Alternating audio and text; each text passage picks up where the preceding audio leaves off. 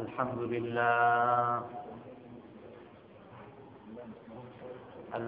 لله نحمده ونستعينه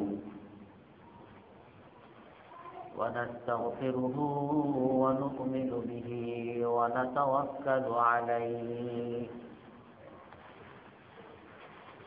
ونعوذ بالله من شرور أنفسنا ومن سيئات أعمالنا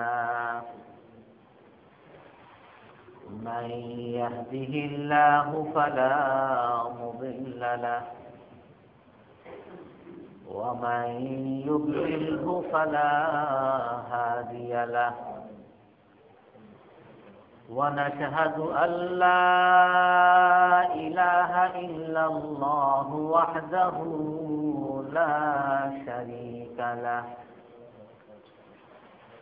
ونشهد أن سيدنا ومولانا محمدا عبده ورسوله أرسله بالحق بشيرا ونذيرا بين يدي الساعة من يطع الله ورسوله فقد رشد واهتدى ومن يعصهما فقد ضل وغوى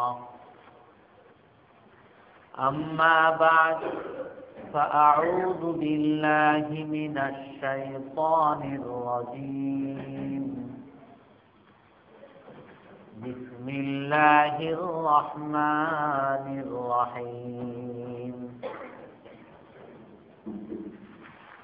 إن الذين توفاهم الملائكة ظالمي أنفسهم قالوا فيم كنتم قالوا كنا مستضعفين في الأرض قالوا ألم تكن أرض الله واسعة فتهاجروا فيها فأولئك مأواهم جهنم وساءت مصيرا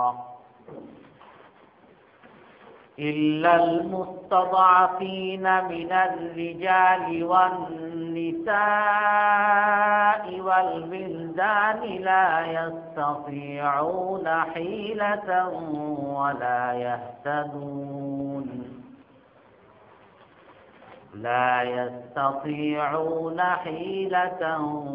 ولا يهتدون سبيلا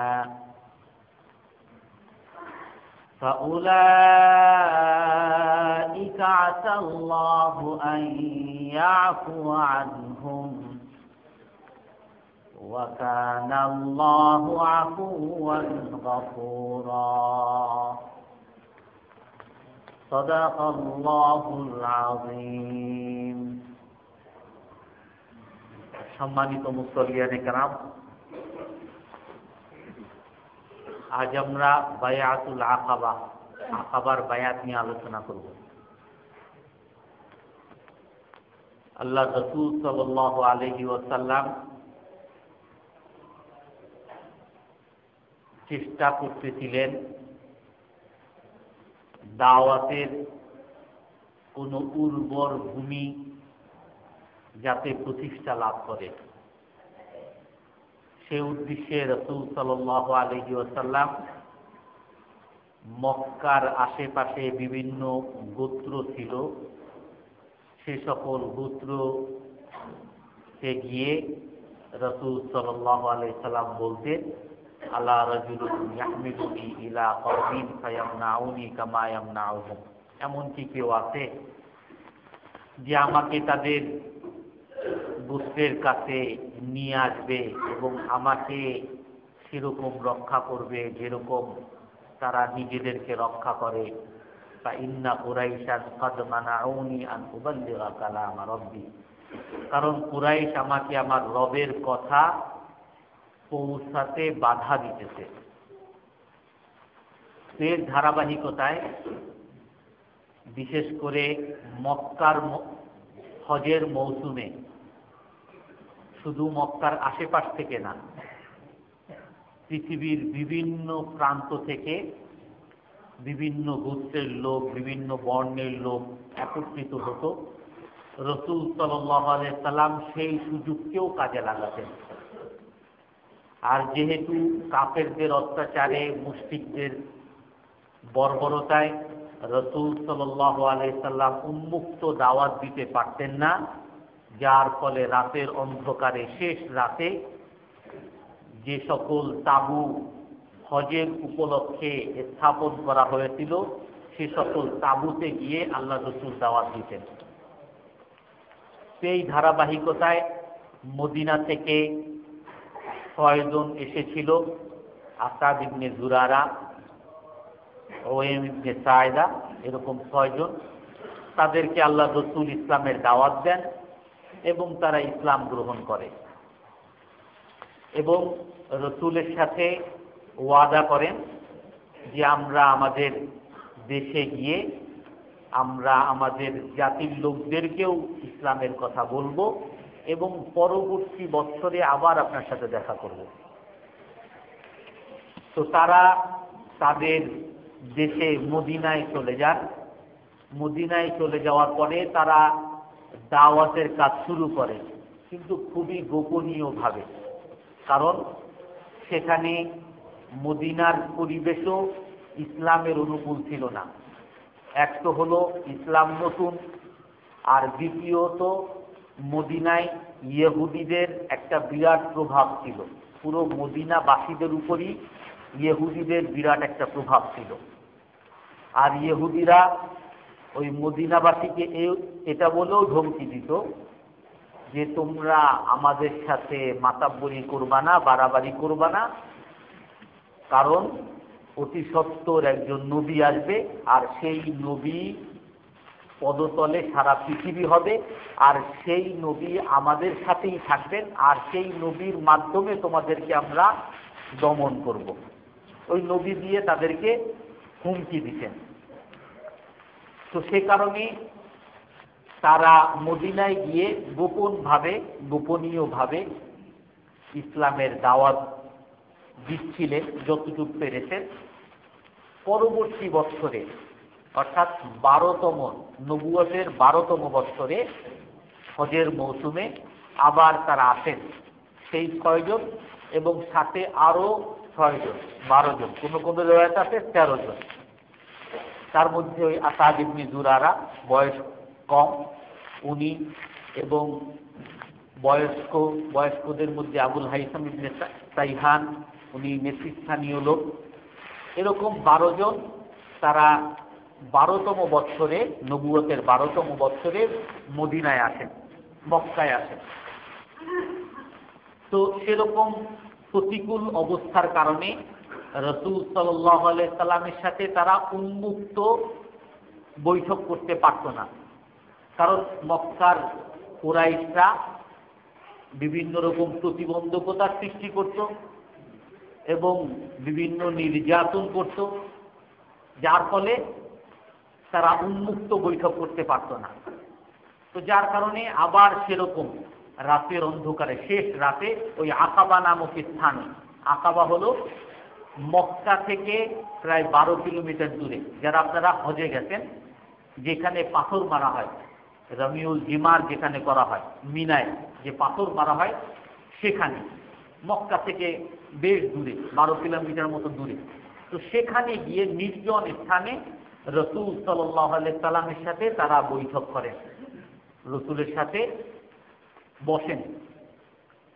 আর রাসূল সাল্লাল্লাহু আলাইহি সাল্লাম তখন তাদেরকে ইসলামের দাওয়াত দেন এবং তখন তারা বলেন যে আমরা মদিনায় গিয়ে আমরা ইসলামের দাওয়াত দিচ্ছি, আমাদের অনেক ভাই ইসলাম কবুল করছেন, আমাদের সাথে যদি একজন শিক্ষক দিয়ে দেন তো আমরা সেই শিক্ষকের মাধ্যমে আমাদের ভাইদেরকে আমরা কোরআন শিখাতে পারবো, ইসলামের বিভিন্ন বিধিবিধান শিখাতে পারবো এবং ইসলামের দাওয়াতটা আরো জোরদার হবে।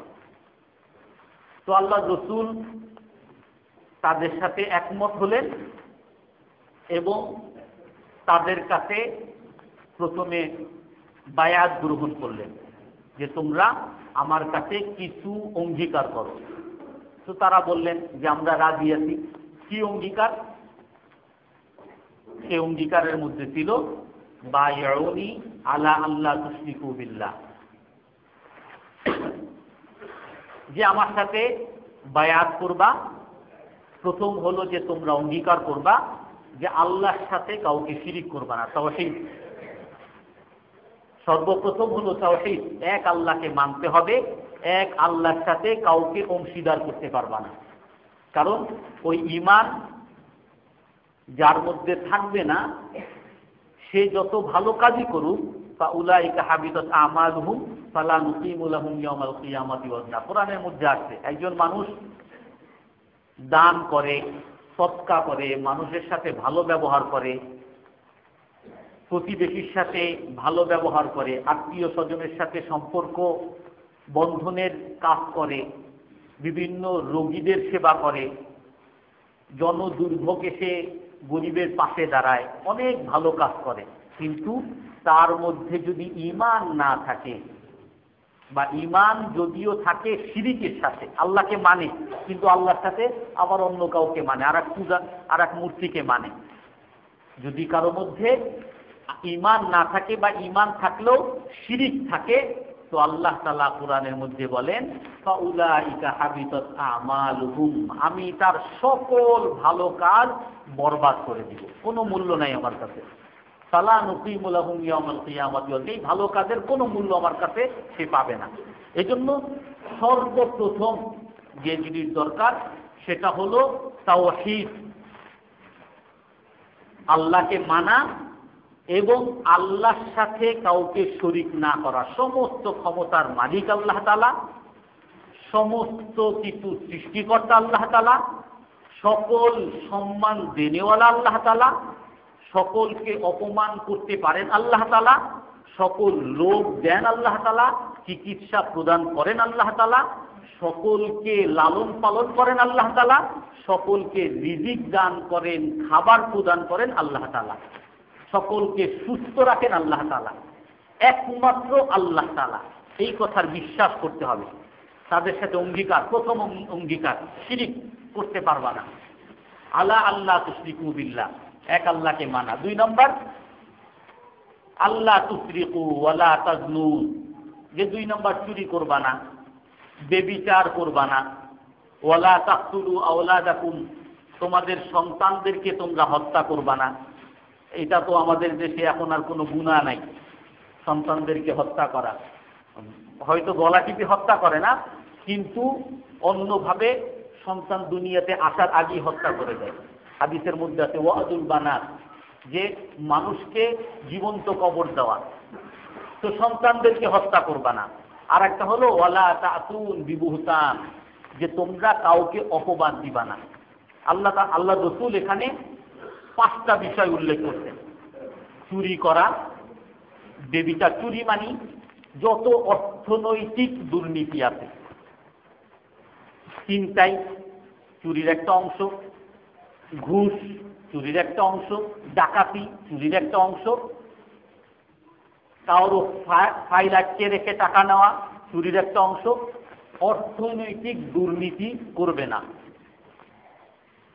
মানুষের সাথে বেবিচার করবে না,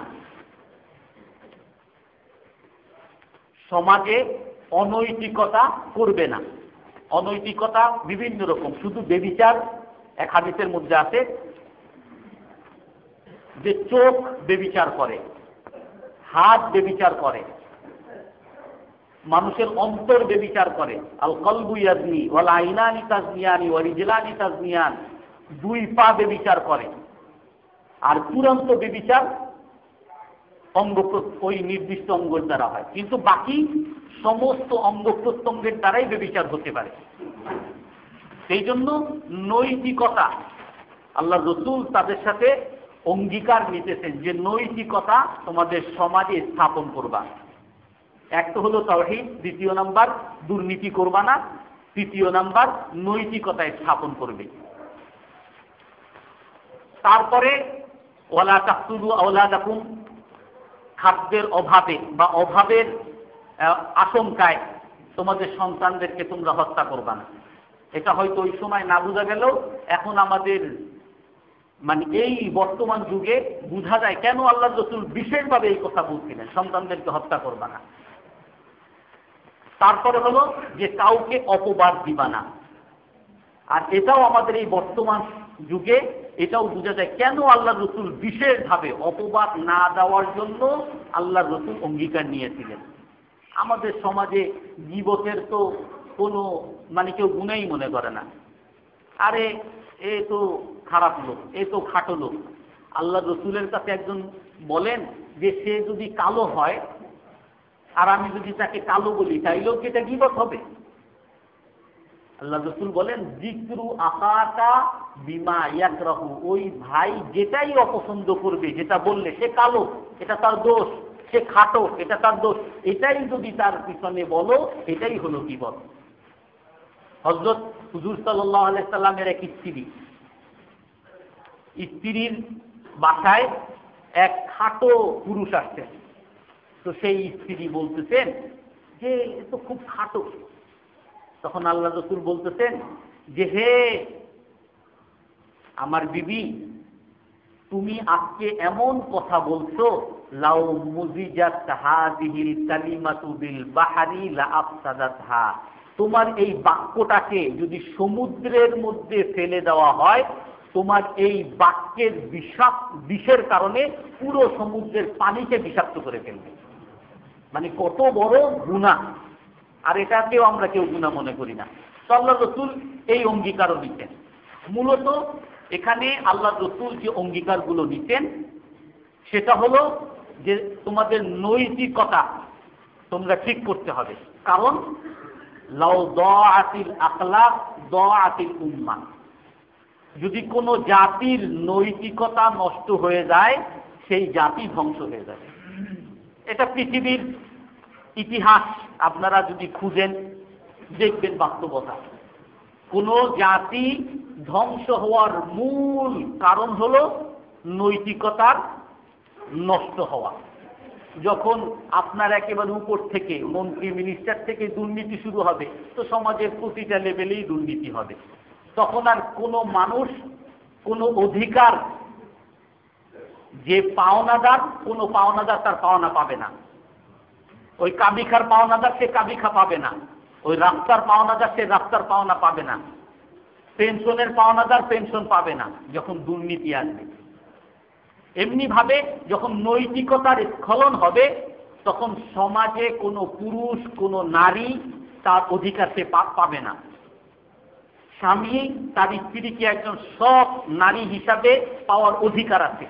যখন নৈতিকতার স্খলন হবে তখন স্বামী তার অধিকার স্ত্রীর কাছ থেকে পাবে না। স্ত্রীর অধিকার আছে তার স্বামী একজন সৎ একজন স্বামী শুধু তাকে নিয়েই থাকবে এরকম স্বামী পাওয়ার অধিকার আছে। কিন্তু যখন নৈতিকতার স্খলন হবে তখন কোনো স্ত্রী তার সেরকম স্বামীর পাওনা পাবে না, সমস্ত অধিকার ভুলণ্ঠিত হবে, কেউ কারো অধিকার দেখবে না। এজন্য কারো যদি নৈতিকতা, কোনো জাতির নৈতিকতা নষ্ট হয় তো সে জাতি ধ্বংস হয়ে যাবে, সে জাতি টিকবে না, সে জাতির মধ্যে কোনো শৃঙ্খলা থাকবে না। বিশৃঙ্খলা, ফাসাদ, মারামারি, হানাহানি, কাটাকাটি সব কিছুর মূলে হলো নৈতিকতার স্খলন। মানুষের নীতি যখন নষ্ট হয়ে যাবে, দুর্নীতি যখন চলে আসবে, ওই জাতি ধ্বংস হয়ে যাবে। সেই জন্য আল্লাহর রাসূল তাদের কাছে অঙ্গীকার নিলেন যে তোমাদের নৈতিকতা ঠিক করতে হবে। এই অঙ্গীকার করো, পারবা তোমরা? হে আল্লাহ রাসূল আমরা পারবো, সবাই অঙ্গীকার করলাম। আর একটা ওয়াদা নিতেন, ওয়ালা তাসুনি বিমারুফিন। আর একটা হলো আমার অবাধ্যতা তোমরা করবে না, কোনো ভালো কাজে আমার অবাধ্যতা করবে না, আমাকে মানতে হবে।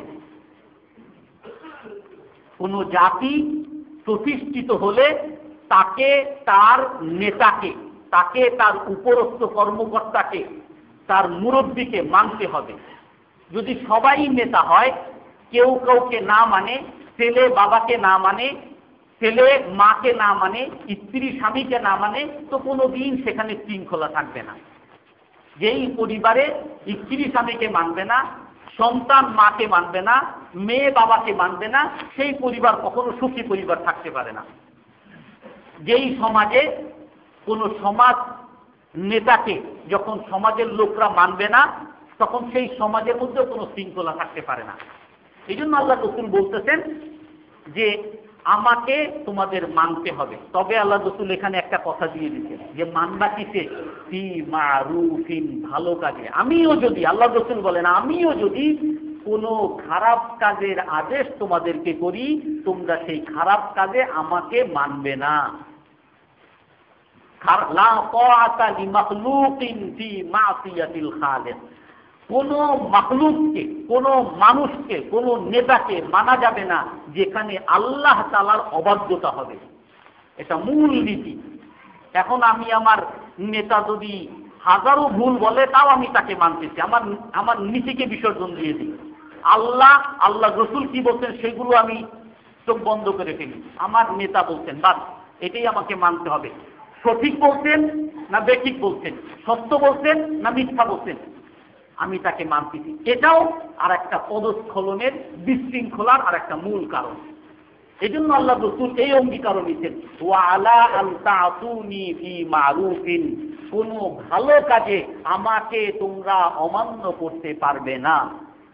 এই কয়টা কথার অঙ্গীকার আল্লাহ রাসূল এই বায়াতুল আকাবায় যে 12 জন আসছিলেন তাদের কাছে নিতেন। আর তাদেরকে বলছে, ইন ওয়াফাইতুম, যদি এইগুলো করো, অঙ্গীকার এইগুলো যদি তোমরা করো, মানো, তাহলে তোমরা কি পাবা? ইন ওয়াফাইতুম ফালাকুমুল জান্নাহ, যে যদি তোমরা এগুলো করো তাহলে তোমরা জান্নাত পাবা। বিনিময় হলো জান্নাত। আর যদি না করো, ফাআমরুকুম ইলাল্লাহ, আল্লাহর কাছে তোমাদের ব্যাপার। আল্লাহ চাইলে তোমাদেরকে মাফও করতে পারেন, আল্লাহ চাইলে তোমাদেরকে শাস্তিও দিতে পারেন। বিনিময় দুনিয়ার কোনো কিছু না। আল্লাহ রাসূল বলতেছেন কি, বিনিময় দুনিয়ার কোনো কিছু না, আখিরাত। হয়তো বলতে পারতেন যদি তোমরা এগুলা মানো তোমাদের দেশে প্রাচুর্যতা আসবে, তোমরা যদি এগুলা মানো তোমার পরিবারে সুখ আসবে, যদি তোমরা এগুলা মানো তোমার মধ্যে সুস্থতা আসবে, যদি তোমরা এগুলা মানো তোমাদের দেশে শান্তি আসবে, বরকত আসবে। এগুলো সবই কিছু কিছু কারণ আসে অনেক সময়। কিন্তু আল্লাহ রাসূল তাদেরকে বিনিময় দেখাইতেছেন জান্নাত। কারণ হলো এই দুনিয়ার যেগুলো, এগুলো হয়তো অনেক সময় এই সুখে থাকা অনেক সময় আমার জন্য ভালো, আবার দুঃখে থাকা এটাও আমার জন্য অনেক সময় ভালো। আর আল্লাহ আমার জন্য যেটা ভালো সেটাই করবেন। অনেক সময় আমার দুঃখে থাকা এটাই আমার জন্য ভালো, আর আল্লাহ তাআলা আমার জন্য সেই দুঃখে থাকার ব্যবস্থাই করবেন। এখন আমি যদি নামাজ পড়লাম, এত নামাজ পড়ি, তারপর আমার এত অসুখ হয়, যে নামাজ পড়ে না তার তো কোনো অসুখ হয় না। কারণ কি, আমি আমার মধ্যে এরকম একটা ধারণা করে নিছি যে নামাজ রোজা আল্লাহর কথা মানলে বিনিময় হলো দুনিয়াতে সুখ পাবো, টাকা পয়সা পাবো। এখন যখন টাকা পয়সা পাই না আমি হতাশ হয়ে যাই। আরে এত নামাজ রোজা করি, আল্লাহরে মানি, আর আল্লাহ আমারে এত অভাব দেয়, আর যে নামাজও পড়ে না, রোজাও রাখে না, যত পাপ আছে সবই করে, অথচ সে তো বড় লোকের উপরে বড় লোক, তার ব্যবসায় তো লাভের উপরে লাভ। কারণ দুনিয়ার কোনো আমলের বিনিময় আল্লাহ তাআলা দুনিয়াতে দেন না। আর যে এরকম দুনিয়ার বিনিময় আশা করবে সে ক্ষতিগ্রস্ত হবে। যদি কেউ নামাজ এই নিয়তে পড়ে যে আমার টাকা পয়সা হবে, টাকা পয়সা না হইলে নামাজ ছেড়ে দিবে, হতাশ হয়ে যাবে। আল্লাহ রাসূল এই শিক্ষা দেন নাই। হতে পারে আমার জন্য যদি সুখে থাকা ভালো হয়, সেই ভালোর ব্যবস্থা আল্লাহ তাআলা করবেন। অনেক সময় অসুস্থ হওয়া এটাই আমার জন্য ভালো, আর সেই ভালোর ব্যবস্থা আল্লাহ তাআলা আমার জন্য করতেছেন, আমি বুঝতেছি না, এই জন্য আমি হতাশ হইতেছি। আমাকে আল্লাহ তাআলা পছন্দ করেন বলেই আমাকে অসুস্থতা দিচ্ছেন, আমি বুঝতেছি না, যার ফলে আমি হতাশ হইতেছি। এক হাদিসের মধ্যে আছে, আল্লাহ রাসূল বলছেন, ইযা আরাদাল্লাহু বিআবদিন মানজিলাতান, ফালাম ইউবাল্লিগহু বিআমালিহি, আল্লাহ তাআলা যখন কোনো বান্দাকে একটা স্তরে পৌঁছাতে চান, আর সে যে সাধারণ আমল করে, 5 ওয়াক্ত নামাজ পড়ে, কোরআন তেলাওয়াত করে, জিকির করে, বা রাতেবেলা তাহাজ্জুদ করলেও 2 রাকাত তাহাজ্জুদ পড়ে, আল্লাহ তাআলা তাকে যেই স্তরে পৌঁছাইতে চান তার এই সাধারণ আমলের দ্বারা সেই স্তরে সে যেতে পারতেছে না। আল্লাহ তাআলা তাকে চাইতেছেন একেবারে সারা রাত তাহাজ্জুদ পড়নেওয়ালার স্তরে নিতে, কিন্তু সে তো সারা রাত তাহাজ্জুদ পড়ে না। আল্লাহ তাআলা তাকে চাইতেছেন সারাদিন কোরআন তেলাওয়াত করনেওয়ালার স্তরে নিতে, কিন্তু সে সারাদিন কোরআন তেলাওয়াত করে না, কিন্তু আল্লাহ চাইতেছেন তাকে নিতে। তখন আল্লাহ তাআলা তাকে অসুস্থতা দেন, কোনো বিপদ দেন, আর সে ফাসাবারা ওয়াহতাসাবা, সওয়াবের নিয়তে আল্লাহ আমাকে অসুস্থতা দিতেন, আল্লাহই আমাকে ভালো করবেন, এর বদলা আল্লাহ তাআলাই দিবেন, সওয়াবের নিয়তে সে সবর করতেছে। এমন না যে কষ্ট আসছে, ঠিক আছে কষ্ট করি কয়দিন আর কি, আল্লাহ দিতে যখন আল্লাহ আমার আর কেউ পাইলেন আমারই দিতে, ঠিক আছে করি না, আল্লাহর উপরে সন্তুষ্ট হয়ে সবর করতেছে না, আল্লাহ আমাকে এই কষ্ট দিতেন, আমি এটার উপরে সবর করতেছি, কারণ এর বদলা আল্লাহ তাআলা আমাকে আখিরাতে দিবেন, আমি আল্লাহর উপরে সন্তুষ্ট। আমার চেয়েও আরো অনেক খারাপ মানুষ আছে, অভাবী লোক, অসুস্থ লোক আমার চেয়েও আরো বেশি আছে, আল্লাহ আমাকে এই অবস্থা রাখেন, আল্লাহর উপর আমি সন্তুষ্ট। এরকম সবরের সওয়াবের আশায় যে সবর করবে, আল্লাহ তাআলা এই বিপদের কারণে, শুধুমাত্র এই অসুখের কারণে তাকে ওই স্তরে পৌঁছিয়ে দেন। আল্লাহ রসুলের হাদিস আছে। এই জন্য আল্লাহ রসুল সাল্লাল্লাহু আলাইহি সাল্লাম ওই 12 জন সাহাবাদের কাছে যে অঙ্গীকার করতেছেন, এই অঙ্গীকারের বিনিময়ে বলতেছেন ইন ওয়াফাইতুম ফালাকুমুল জান্নাহ, যদি তোমরা পুরো করো তাহলে জান্নাত। এই 12 জন সাহাবী একজন শিক্ষককে, মাসআব ইবনে উমাইর রাদিয়াল্লাহু আনহু, তাকে দিয়ে পাঠিয়ে দিতেন। তারা মদিনায় চলে গেছে। মদিনায় চলে যাওয়ার পরে মাসআব ইবনে উমাইর রাদিয়াল্লাহু তাআলা আনহুর নেতৃত্বে দাওয়াত মদিনায় প্রসারিত অনেক হচ্ছে, অনেক বিস্তার লাভ করতেছে। মদিনার মধ্যে 2 গোত্র নেতা ছিল, একজন সাদ ইবনে মুআজ আর একজন উসাইদ ইবনে হুযাইর। তারা একদিন গল্প করতেছে, 2 জন বসে বলতেছে, উসাইদ ইবনে হুযাইর সাদ ইবনে মুআজের কাছে সে বলতেছে যে দেখো আমাদের মদিনার মধ্যে কি শুরু হইল, মক্কা থেকে একজনকে ধরে নিয়ে আসছে, এখন সে তো আমাদের মদিনার লোক সবকে বেদিন বানায় ফেলতেছে। ওই সাদ ইবনে জুরারা, সে হলো সাদ ইবনে মুআজের চাচাতো ভাই। উসাইদ ইবনে হুযাইর সাদ ইবনে মুআজের কাছে সে বলতেছেন যে হে সাদ ইবনে মুআজ, দেখো তোমার চাচাতো ভাই তো আমাদের মদিনাকে পুরো নষ্ট করে ফেলতেছে, একজনকে, এক বেদিনকে মক্কা থেকে ধরে নিয়ে এসে আমাদের পুরো সমাজটাকে নষ্ট করে ফেলতেছে। তারপরে সাদ ইবনে মুআজ বলল ঠিক আছে তাহলে তুমি যাও, ওদেরকে শায়েস্তা করো, বলে দাও তোমরা মদিনা থেকে বের হয়ে যাও, আমি তো যেতে পারতেছি না, তুমি জানো আমার আসাদ ইবনে জুরারা হলো আমার চাচাতো ভাই, আমার আত্মীয়তার কারণে আমি তার কাছে যেতে পারতেছি না, তুমি যাও, গিয়ে ওদেরকে মদিনা থেকে বলো যে এই মাসআব ইবনে উমাইরকে মদিনা থেকে বের করে দিতে, না হলে তোমার খবর আছে। উসাইদ ইবনে হুযাইর সেও নেতা, তো গেছেন। যাওয়ার পরে মাসআব ইবনে উমাইর রাদিয়াল্লাহু আনহু এবং আসাদ ইবনে জুরারা ওনারা বসা ছিলেন। আসাদ ইবনে জুরারা রাদিয়াল্লাহু আনহু বলতেছেন মাসআবকে যে দেখেন এই যে আসতেছে উসাইদ ইবনে হুযাইর, এই একজন বড় নেতা, এই যদি ইসলাম গ্রহণ করে তাহলে তার পিছনে অনেক লোক আছে, তারাও ইসলাম গ্রহণ করবে। তখন মাসআব ইবনে উমাইর বলতেছেন যে দেখো দাওয়াতের তো একটা নিয়ম আছে, কৌশল আছে, হুট করে তো আর দাওয়াত দেওয়া যায় না, ঠিক আছে সে যদি আসে আমার কাছে, যদি বসে, যদি কথা শুনতে চায় তো আমি তাকে দাওয়াত দিব। তো বলছে ঠিক আছে। তারপর এসে উসাইদ ইবনে হুযাইর ওই মজলিসের মধ্যে এসেই ধমকি শুরু করছে, এই আসাদ তুমি কি শুরু করছো, আমাদের মদিনার মধ্যে তুমি গন্ডগোল লাগানো শুরু করছো, ভাই ভাইয়ের মধ্যে বিভেদ সৃষ্টি শুরু করছো, স্বামী স্ত্রীর মধ্যে বিচ্ছেদ শুরু করছো, সবাইকে বেদিন বানায় ফেলতেছো, কাকে আবার ধরে নিয়ে আসছো, একে তাড়াতাড়ি আজকের মধ্যে মদিনা থেকে বের করো, না হলে তোমাদের বিরুদ্ধে আমরা যুদ্ধ করব। এখন মাসআব ইবনে উমাইর সবকিছু শোনার পরে এখন বলতেছেন যে ভাই উসাইদ ইবনে হুযাইর আপনি যদি একটু আসেন, কাছে আসেন, কথা বলি, আমি কি করি আপনি একটু শুনেন, যদি আপনার ভাল লাগে শুনলেন, আর না ভাল লাগলে তো আমি চলেই যাব। বলে হ্যাঁ তাহলে ন্যায়ের কথা বলছো, আনসফতা, ঠিক আছে, শুনি তুমি কি বলতে চাও। তো আসছেন, তো আসার পরে মাসআব ইবনে উমাইর রাদিয়াল্লাহু তাআলা আনহু কোরআনের কিছু আয়াত তেলাওয়াত করলেন। কোরআনের আয়াত তেলাওয়াত করার সাথে সাথে তার অন্তরের মধ্যে কম্পন সৃষ্টি হয়ে গেছে। আরে একই বাণী, একই কোরআন, একই কালাম, এগুলো তো জীবনে শুনি নাই। তো তারপরে তার চেহারার মধ্যে যখন পরিবর্তন দেখতেন, তারপরে মাসআব ইবনে উমাইর রাদিয়াল্লাহু তাআলা আনহু তাকে দাওয়াত দিতেন যে দেখেন, আমরা আমাদের কাছে এক নবী আসছে, আমরা দুনিয়ার মধ্যে সবচেয়ে খারাপ লোক ছিলাম, আমরা নিজেরা নিজেদের ভাইদেরকে মারতাম, আমরা নিজেদের মায়ের সাথে জেনা করতাম, আমরা ডাকাতি করতাম, চুরি করতাম, আর এই আল্লাহর রাসূল আমাদের মধ্যে এসে এই সমস্ত খারাপ কাজ থেকে আমাদেরকে বিরত রাখতেন আর এক আল্লাহর দিকে ডাকতেন। তখন বলতেছে উসাইদ ইবনে হুযাইর, আচ্ছা তোমাদের এই ধর্মে ঢুকতে হলে কি করা লাগে? বলে যে ওযু করা লাগে, গোসল করা লাগে, তারপরে কালিমা পড়া লাগে, আর 2 রাকাত নামাজ পড়া লাগে। বলে আমাকে এই ব্যবস্থা করে দাও। তারপরে তিনি গোসল করে কালিমা করে মুসলমান হয়ে গেছেন। এখন সে আবার ওই ফেরত গেছে ওই সাদ ইবনে মুআযের কাছে।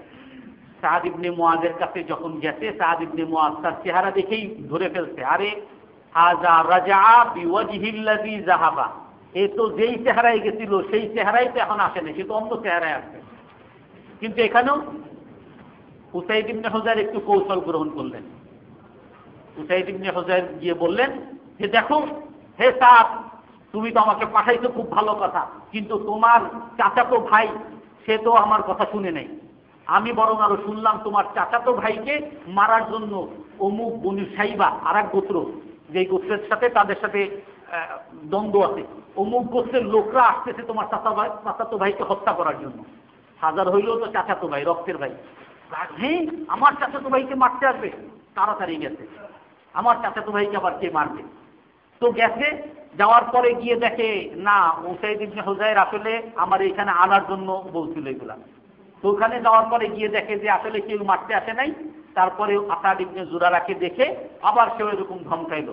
আগের বার যেরকম উসাইদ ইবনে হুযাইর এসে ধমকাইছে, এরকম সেও এসে ধমকাইল।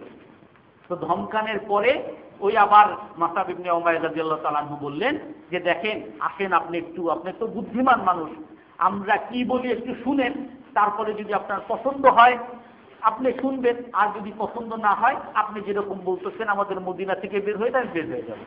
তো বলে হ্যাঁ আনসাফটা ভালো কথা বলতো, বসছে। আবার তার সামনে এরকম কোরআনের আয়াত তেলাওয়াত করছে। তেলাওয়াত করার পরে তার মধ্যে এরকম কম্পন সৃষ্টি হয়ে গেছে। তারপর ইসলামের দাওয়াত দেওয়ার পরে সেও ইসলাম গ্রহণ করছে। ইসলাম গ্রহণ করার পরেই বলছেন যে আমরা মুসলমান হওয়ার সর্বপ্রথম দায়িত্ব হলো অন্যকে মুসলমান বানানোর চেষ্টা করা, এটা আমাদের দায়িত্ব। সেই জন্য বলছেন যে আমি, আমার পিছনে অনেক লোক আছে, আমি তাদেরকে মুসলমান বানাই। তো সে তার জাতির কাছে গেছে, তার কওমের কাছে, সম্প্রদায়ের কাছে যাওয়ার পরে তাদের সবাইকে একত্রিত করছে। সাদ ইবনে মুআয সবাই একত্রিত হও, কি যে দেখো আমি তোমাদের কাছে কেমন লোক। বলে আপনি তো আমাদের কাছে সবচেয়ে নেতৃস্থানীয় লোক, আপনি আমাদেরকে সবসময় ভালো কাজের আদেশ করেন, আপনি সবসময় আমাদেরকে রক্ষা করেন, কোনো বিপদ আসলে আমাদের পাশে দাঁড়ান, কোনো গরিব হইলে, তার অভাব হইলে তার পাশে আপনি সবসময় আমাদের পাশে আছেন।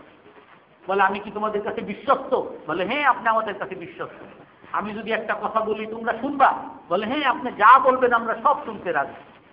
তারপর উনি বললেন যে আমি কালিমা পড়ছি, লা ইলাহা ইল্লাল্লাহ মুহাম্মাদুর রাসূলুল্লাহ, তোমরা সবাই কালিমা পড়বা। তোমাদের মধ্যে কেউ যদি কালিমা না পড়ে তাহলে তার সাথে আমার চেহারা মুখোমুখি আর হবে না, আমি তাদের সাথে আর কথা বলবো না। তো ওই দিন শেষ হতে না হতে তার পুরো কওমের লোকরা ইসলাম গ্রহণ করে ফেলল। তো মদিনার মধ্যে এরকম দাওয়াতের বিস্তার হচ্ছিল। ওই 1 বছরের মধ্যে, ওই 12তম বছর থেকে 13তম বছরের মধ্যে বিরাট বিস্তার লাভ করছে। পরবর্তী বছরে আবার ওই 12তম বছরই কথা ছিল যে পরবর্তী বছরে আবার আসবা, তোমাদের সাথে আবার একই জায়গায় বৈঠক হবে। পরবর্তী বছরে ওই যখন হজের মৌসুম আসছে তার আগেই বিভিন্ন সাহাবাদের মধ্যে এরকম কথাবার্তা উঠেছিল, যেটা কিতাবের মধ্যে আছে। জাবির ইবনে আব্দুল্লাহ রাদিয়াল্লাহু আনহু উনি বলতেছেন মদিনার আনসারদেরকে, সাহাবাদেরকে, হাত্তা মাতা নাসরুকু রাসূলুল্লাহ সাল্লাল্লাহু আলাইহি ওয়াসাল্লাম ইউফরাদু ফি জিবালি মক্কা, যে ভাই আর কতদিন আল্লাহ রসুলকে এভাবে মক্কার অলিতে গলিতে পাহাড়ে পাহাড়ে এরকম বিতাড়িত আমাদের দেখা লাগবে? রসুল সাল্লাল্লাহু আলাইহি সাল্লামকে কি আমাদের মধ্যে নিয়ে আসতে পারি না? তখন ওই মদিনার আনসারদের মধ্যে এরকম একটা ভাব আসছে যে হ্যাঁ, আমরা রসুল সাল্লাল্লাহু আলাইহি সাল্লামকে আমাদের মধ্যে নিয়ে আসবো। তো তারপরে হজে গেছেন। হজে যাওয়ার পরে ওইখানে ৭৩ জন পুরুষ আর 2 জন নারী, ৭৫ জন সাহাবী। কিন্তু তখন ওই 12তম বৎসরেও যে ইসলাম গ্রহণ করতেছিলেন, সবাই গোপনে গোপনে ইসলাম গ্রহণ করতেন, কেউ প্রকাশ্যে ইসলাম গ্রহণ করেননি, সবাই গোপনে গোপনে। সেই 12তম বৎসরে 13তম বৎসরে যখন নাকি হজে যায়, ওই হজের মদিনার যে কাফেলা ছিল, কাফেলার নেতা ছিল আব্দুল্লাহ ইবনে উবাই ইহুদি। আর সে ওই মদিনার গোত্রের নেতা ছিল তখন, ওই হজ কাফেলার নেতা। সেও জানতো না যে তার এই কাফেলার মধ্যে কিছু মুসলমান আছে। হযরত কাব ইবনে মালিক রাদিয়াল্লাহু তাআলা আনহু বলেন যে আমরা যখন মদিনায় গেছি, আমাদের যখন ওই বাইআতুল আকাবা, আবার পরবর্তী বছরে রসুলের সাথে যে বৈঠক হওয়ার কথা ছিল, এইটা এতটাই গোপন ছিল যে আমাদের কুন্না নাকতুমু মান মা'না মিনাল মুশরিকিন, আমাদের সাথে যারা ছিল তাদের কাছ থেকে আমরা গোপন করতেছিলাম, কাউকে জানতে দেইনি যে আমাদের সাথে আবার রসুলের বৈঠক আছে। ওয়া কুন্না নাতাসাল্লালু তাসাল্লুলাল খুতা, যেই রাতে বৈঠক হবে সেই রাতে, শেষ রাতে বৈঠকের সময় নির্ধারণ হয়েছে। হযরত কাব ইবনে মালিক বলেন যে আমরা রাতে যখন সবাই ঘুমিয়ে পড়ছে, আমরা ওই ঘুম থেকে বের হয়ে এমন ভাবে বের হয়েছি যে বিড়াল যেরকম বাসা থেকে বের হয়, বিড়াল যেমন এক জায়গা থেকে আরেক জায়গায় গেলে কোনো আওয়াজ হয় না, আমরা এরকম বিড়ালের মতো একজন একজন করে বের হই। তো বের হয়ে এক তো হলো এই কত কঠিন পরিস্থিতি, এই রাতের অন্ধকারে কেউ জানতে পারবে না, যদি মক্কার লোকরা জানতে পারে মক্কার লোকরা আক্রমণ করবে, তাদের সাথে লোকরাও, মদিনার লোকরাও যদি জানতে পারে মদিনার লোকরাও তাদেরকে নির্যাতন করবে। এরকম পরিস্থিতিতেও তারা দাওয়াত থেকে কিন্তু ক্ষান্ত হন নাই। বারা ইবনে মারুর আরেকজন নেতা, ওনাকে পথে দাওয়াত দিলেন যে দেখেন, আপনি যদি এই অবস্থায় কাফের অবস্থায় মারা যান, নারাকা আন তাকুনা হাতাবান মিন নারি গাদান, আগামীকাল আপনাকে আগুনের লাকড়ি আমাকে দেখতে হবে। আপনি কেন আগুনের লাকড়ি হবেন? এত একজন ভালো মানুষ, আল্লাহর রসুলকে আল্লাহ তাআলা দুনিয়াতে পাঠাইছেন আমাদের সকলকে আগুন থেকে বাঁচানোর জন্য, আপনি ইসলাম গ্রহণ করেন। এই অবস্থায়ও দাওয়াত দেওয়ার পরে সেই বারা ইবনে মারুর গোপনে ইসলাম গ্রহণ করছেন, এবং তাকেও, সে একজন নেতা, তাকেও মুখপাত্র হিসাবে ওই ৭৩ জনের মধ্যে নিয়ে নিতেন। এবং আরো একজন সাহাবী আব্দুল্লাহ ইবনে আমর, জাবির ইবনে আব্দুল্লাহর বাবা, সেও এরকম নেতৃস্থানীয় লোক, তাকেও এরকম গোপনে মক্কায় গিয়ে দাওয়াত দিয়ে তাকেও এই দলের মধ্যে নিতেন। নেওয়ার পরে রসুল সাল্লাল্লাহু আলাইহি সাল্লামের সাথে শেষ রাতে একসাথে হইতেন। একসাথে হওয়ার পরে সেখানে বায়াত হইতেন, যে বায়াতের বেশ কিছু প্রেক্ষাপট আছে। প্রথমে আব্বাস রাদিয়াল্লাহু তাআলা আনহু একটা বক্তৃতা দেন যে দেখো, ওয়াহুয়া ফি ইযিন মিন কওমিহি ওয়া মুনাতিন মিন কওমিহি ওয়া ইন্নাহু ক্বাদ আবা ইল্লা ইনহিয়াদা ইলাইকুম, যে বসিয়া মাশাআল্লাহ, হে মদিনাবাসীরা, আব্বাস রাদিয়াল্লাহু তাআলা তখন ইসলাম গ্রহণ করেননি, বলতেছে যে দেখো, এই মুহাম্মদ আমার ভাতিজা, তোমরা জানো যে আমাদের দেশে আছে, আমরা তাকে রক্ষা করতেছি, আমরা তাকে সম্মানের সাথে রক্ষা করতেছি, কিন্তু সে তোমাদের সাথে তোমাদের দেশে যাইতে চাচ্ছে। এখন দেখো, যদি তোমরা তাকে নাও তোমাদের দেশে, তাহলে তোমাদের উপরে সারা আরব আক্রমণ করবে, তখন কি আমার ভাতিজাকে তোমরা ছেড়ে দিবা? তার পিছ থেকে তোমরা চলে যাবা? যদি চলে যাও, এখনই তোমরা বলো যে আমরা পারবো না, ছেড়ে দিলাম। আর যদি তোমরা মনে করো তোমাদের জীবন দিয়ে, তোমাদের সম্পদ দিয়ে আমরা যেরকম আমাদের ভাতিজাকে রক্ষা করছি এরকম তোমরা রক্ষা করতে পারবা, তাহলে তোমরা আগে বাড়িয়ে কথা বলতে পারো। এভাবে সর্বপ্রথম আব্বাস রাদিয়াল্লাহু তাআলা আনহু কথা বলেন, তারপরে রাসূল সাল্লাল্লাহু আলাইহি ওয়াসাল্লাম কথা বলেন, তারপর তাদের মধ্যে আবুল হাইসাম ইবনে তাইহাম কথা বলেন, বারা ইবনে মারার কথা বলেন, জাবির ইবনে আব্বাস ইবনে উবাদা কথা বলেন, আসাদ ইবনে জুরারা কথা বলেন। এই কথাগুলো নিয়ে ইনশাআল্লাহ পরের সপ্তাহে আলোচনা হবে। আল্লাহ তাআলা আমাদের সকলকে আমল করার তৌফিক দান করেন।